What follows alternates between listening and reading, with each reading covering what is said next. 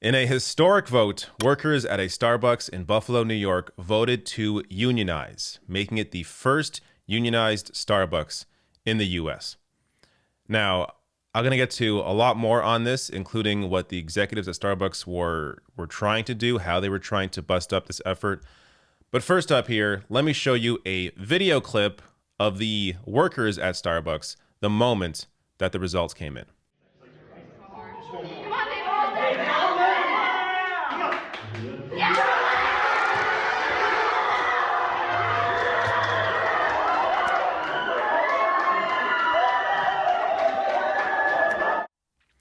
Well, I think they're pretty happy about it. So I'll get to more on the union busting efforts by Starbucks corporate in a bit here. But first, this was one of 3 stores in Buffalo, New York that are going through with this vote right now. So as you just saw, the first store, they won. So 19-4 union, 8 against, 0 challenged ballots. This from Dave Jameson, just to get his title here at HuffPost, labor reporter. The next vote here, store number 2, this one failed, so 8-4, 12 against, 2 challenged ballots, 1 voided ballot. And the third one is still coming in. So as I'm recording this, results haven't come in yet. But one store is all you really need to kickstart this process in terms of encouraging others to potentially unionize. Now, before I get to more, if you work at Starbucks and you are maybe thinking about this, you can contact the Starbucks Workers United group here. This is their email address. I will link to their Twitter page below the video. The email is pretty simple, sbworkersunited@gmail.com, and they can help you with the process. But going on here, so it's important to be clear that, this victory isn't the end. They still have to have a contract. So CM Lewis here saying one thing to emphasize: winning the election is not the big victory. It's the foot in the door for the real target, getting a first contract. That's where the even greater difficulty for this kind of organizing rests. These are high turnover jobs, and you can lose activists and supporters while companies drag out negotiations. But if they can pull off getting a first contract, it'll be a massive deal, because if they can get a first contract, especially a master agreement that other stores can opt into, they can crack Starbucks nationwide. So there you go. That's going to be the next thing we have to, watch for, is this contract. And if other stores can opt into it, then that really gets the process going. But worth mentioning here, in Canada, the only other Starbucks between Canada and the US that is unionized is one in Victoria, BC, where they have, this was actually this year, they were able to get their agreement. So that is now officially a unionized workplace in Victoria, BC. But now let me get to some clips here. So Bernie Sanders spoke with several Starbucks workers earlier this week as they, or as they call themselves, partners. As you're going to see in the video, they'll explain why they call themselves partners. But he talked with them on this union, or discussed this union effort with them, and they shared their experiences and also why they decided this was the right path to go down. Like you just said, I've been a partner for 11 years, a very loyal partner. Starbucks does use the term partner. I think initially they started using that because we all have some stock in the company, and so that makes us partners in the company.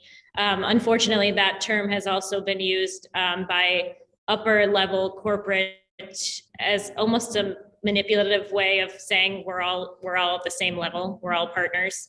10 years ago when I started, they really were the company that they professed to be. At least I viewed them that way. And in the last few years, this predates the pandemic. The pandemic was certainly a catalyst for the sliding and the working conditions, but the last few years, things have changed. There's been a very clear shift in how they value their employees. And I definitely have felt that undervalued. I've watched partners struggle to work enough hours to maintain eligibility for those benefits that the company loves to tout as being so wonderful. But if you cannot get a consistent schedule that allows you to work enough hours to keep those benefits, then they're useless. I've seen the price of our health insurance go up and coverage go down every single year. I've seen partners be denied maternity leave because they just were not getting scheduled enough hours to be eligible.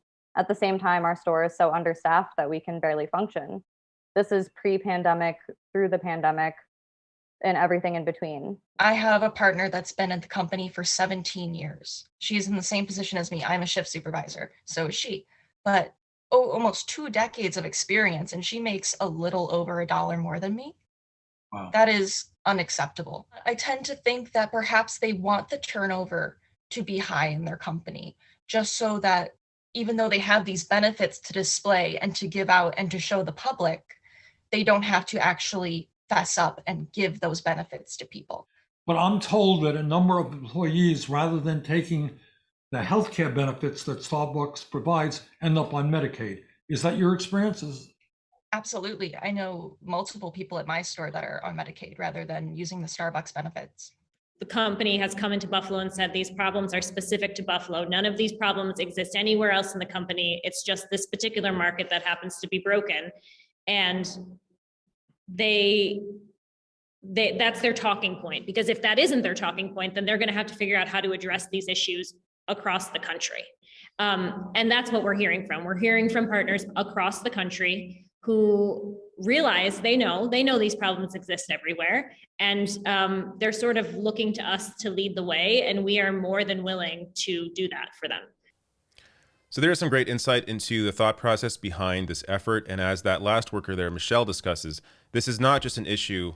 These issues that exist at Starbucks aren't just with these Buffalo locations, but are happening across the country. And they are seeing that response from this effort. They're seeing reactions from other workers across the country that are now into the idea of potentially unionizing. Now, more on the union busting tactics by the Starbucks management. This from Truthout. Writing here, the company has done nearly everything in its power to crush the union drive, including delaying the union vote and holding captive audience meetings, ironically dubbed listening sessions, in which management has forced employees to listen to anti-union propaganda. Not only that, but senior managers and corporate executives, including Starbucks North America President Roseanne Williams and Chief Operating Officer John Culver, have descended on the Buffalo area stores throughout the past 2 months. They've claimed their presence is necessary for an array of reasons, from fixing some of the years-long problems that initially prompted the unionization campaign, including staffing, sanitation, pest, and storage issues at several area stores, to sweeping floors and taking out the trash. Starbucks Workers United Organizing Committee members, however, say that the managers' and executives' obvious intention is to surveil employees and stop union talk in its tracks. And as In These Times has reported, the makeup of Starbucks' board of directors is decidedly anti-union. It's chock full of anti-union executives who represent some of the nation's biggest union-busting corporations, as well as industry groups like the Retail Industry Leaders Association that have spent millions lobbying to roll back labor rights and against the Protecting the Right to Organize Act. At least 8 of the 11 board members, including CEO Johnson, have represented companies with anti-union track records, or have worked with companies or groups facing allegations of workers' rights violations. And if you go and watch the longer discussion here, an hour-long discussion that Bernie Sanders had with these workers, they go a little deeper into some of those experiences. I mean, they turned one of the Buffalo locations into a training center, separating workers from each other in an attempt to try and influence the workers to vote no. They've also been hiring. The executives have been coming in and hiring new employees to try and stuff the box to vote no against these unions, which may have succeeded in at least the second store's case and potentially the third store.